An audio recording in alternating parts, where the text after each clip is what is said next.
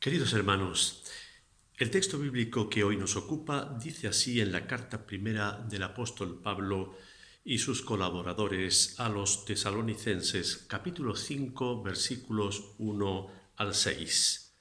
Leo: Acerca de los tiempos y de las ocasiones no tenéis necesidad, hermanos, de que yo os escriba, porque vosotros sabéis perfectamente que el día del Señor vendrá así como ladrón en la noche. Cuando digan paz y seguridad, entonces vendrá sobre ellos destrucción repentina, como los dolores a la mujer encinta, y no escaparán. Pero vosotros, hermanos, no estáis en tinieblas para que aquel día os sorprenda como ladrón, porque todos vosotros sois hijos de luz e hijos del día. No somos de la noche ni de las tinieblas. Por tanto, no durmamos como los demás, sino vigilemos y seamos sobrios. Una iglesia de testimonio excelente entre los cristianos y en la sociedad de la ciudad de Tesalónica era abordada por la preocupación sobre un tema del que aquellos cristianos jóvenes en la fe sabían poco. Tratemos de reconstruir esta preocupación. Comentaban entre ellos algo así como: si vivimos en la esperanza de que nuestro Señor Jesús regresa a la tierra mientras nosotros estamos en vida, ¿qué pasa con los que están muriendo de entre nosotros? Si morimos, ¿nos perderíamos esa venida de Jesús? El apóstol Pablo le escribe a la iglesia de Tesalónica referente a todo esto, haciéndoles comprender que la iglesia se debe entender como viviendo en el tiempo presente, pero con la expectativa de la venida del Señor, en el final de los tiempos, o, como dirían ellos en su idioma griego, en la escatología.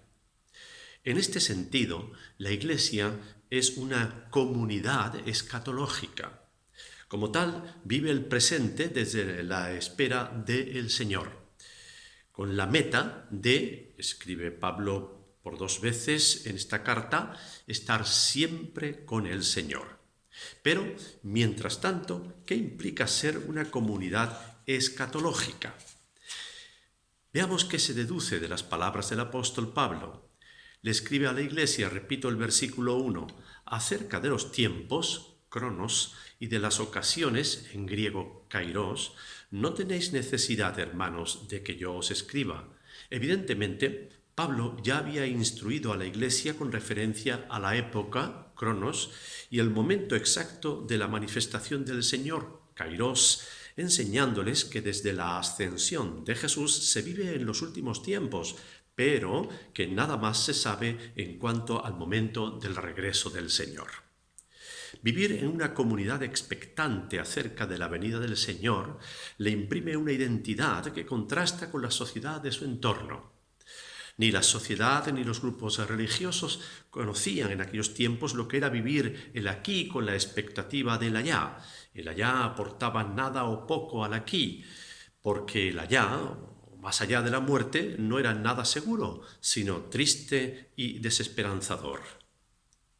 Y escribe Pablo: porque vosotros sabéis perfectamente que el día del Señor vendrá así como ladrón en la noche. Cuando digan paz y seguridad, entonces vendrá sobre ellos destrucción repentina, como los dolores a la mujer encinta, y no escaparán. Pablo les repite lo que ya se sabía perfectamente, dice él, pero que por ser importante se lo repite a la iglesia a fin de animarla a tomar conciencia de su identidad como comunidad escatológica. Y le viene a decir a la iglesia: seguid en lo que sois y no os perdáis en especulaciones del cómo o cuándo será la venida del Señor. Llevada de este pensamiento y creencia, la Iglesia gana una concepción de la realidad de lo que es una comunidad escatológica, es decir, orientada hacia la venida de Jesús. Vivir con la convicción de comunidad escatológica es vivir con la convicción de que ya se ha empezado a percibir los sabores de la salvación, que es el bien en plenitud al final del tiempo. Y añade Pablo: pero vosotros, hermanos, no estáis en tinieblas para que aquel día os sorprenda como ladrón, porque todos vosotros sois hijos de luz e hijos del día, no somos de la noche ni de las tinieblas. Siendo esta la realidad de la identidad de la Iglesia como comunidad que vive desde el futuro y su meta es estar con el Señor, no tiene la Iglesia por qué entrar en especulaciones acerca de esa venida del Señor. A la Iglesia no le va a sorprender para juicio la venida del Señor, porque la Iglesia, dice Pablo, escribe Pablo, no está en tinieblas para que aquel día le sorprenda como lo hace un ladrón o los dolores de parto de una embarazada. Y añade, porque todos vosotros sois hijos de luz. Sois habla de la identidad propia que tiene la Iglesia. La Iglesia no tiene por qué entrar en especulaciones acerca de la venida del Señor porque ella es, por naturaleza, a quien el Señor viene a buscar. Más bien, la Iglesia es como la desposada que espera que de un momento a otro llegue el esposo a por ella. Y llega a por ella por su condición de esposa, no para ser la esposa, sino porque es la esposa o desposada. Y mientras esto ocurre, ¿a qué debe dedicarse la Iglesia? La Iglesia debe dedicarse durante su espera a vivir en calidad de lo que está compuesta de personas con esperanza y con conducta ética. Dice Pablo finalmente, por tanto no durmamos como los demás, sino vigilemos y seamos sobrios. La Iglesia, que vive con esta esperanza, ni siquiera debe inquietarse por aquellos que puedan llegar con mensajes de paz y seguridad. La humanidad ha de velar por la paz y la seguridad, pero su debilidad y fragilidad evidencian que no las puede garantizar. La Iglesia no se deja impresionar por esos que digan paz y seguridad. Además, no hay más que ver el transcurrir de la historia para ver lo absurdo que es creer de que la humanidad pueda emitir semejante anuncio. Por ejemplo, no hace muchas décadas las potencias del mundo se unieron como cerrando una guerra fría de relaciones distantes. Ahora volvemos a vivir esa guerra fría entre potencias. Hace unas décadas se nos hizo creer que el desarme atómico hacía innecesarios los ejércitos. Ahora los presupuestos de las naciones dedican enormes partidas para el rearme militar.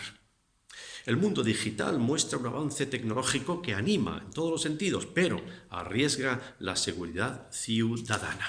No puede la Iglesia confiar en los mensajes de paz y seguridad del mundo. También en los días de Pablo la Iglesia vivía con un mensaje infundido en la sociedad de Tesalónica, como era la conocida paz romana.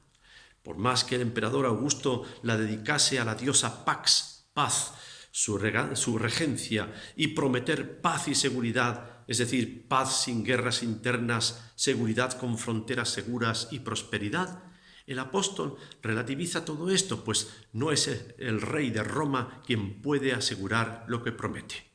No han de fiar los cristianos de Tesalónica del emperador de Roma como representante de la diosa Pax o la diosa Paz, sino de Jesucristo, el Hijo y representante del Dios de Israel. En este conflicto de lealtades, la Iglesia debe descubrir su identidad como comunidad escatológica, o sea, como comunidad que vive consciente de que su meta es estar con el Señor.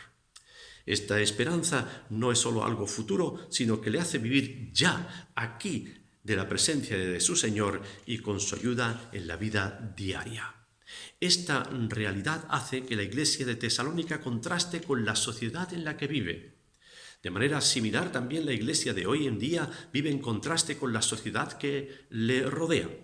La cosmovisión que tiene el cristiano, la Iglesia, la manera de ver y entender la vida desde Dios y su expectativa a estar con el Señor contrastan con la sociedad en la que vive. A veces no somos conscientes de ello y nos fundimos con los hábitos culturales y valores de nuestra sociedad. Pero en la reflexión que la palabra de Dios nos ofrece, volvemos al centro de su mensaje y recapacitamos acerca de lo que somos y tenemos en Cristo.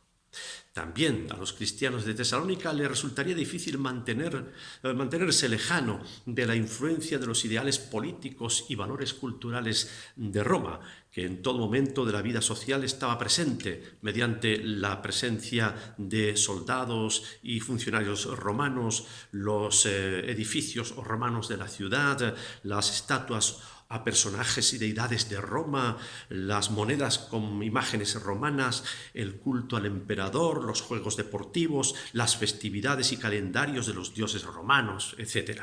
Toda esta influencia generaba una visión de la vida a la romana. La identidad de la Iglesia forzaba a una actitud crítica frente a estas ideologías, valores, hábitos y religiosidad. La Iglesia de Tesalónica se distancia de todo esto al contemplarse como una comunidad de los últimos tiempos, que tenía a Dios y Jesucristo como el Señor superior del reino de los cielos, Salvador definitivo de la vida y con el que vive y vivirá para siempre. Ahora solo restaba que la Iglesia viviera según su identidad. Es el versículo 6. Como hemos leído, dice Pablo, por tanto, no durmamos como los demás, sino vigilemos y seamos sobrios. Vigilar es una cualidad propia de una cristiandad que vive en la expectativa del regreso de su Señor. Vigilar es una llamada a la atención de lo que rodea la vida del cristiano.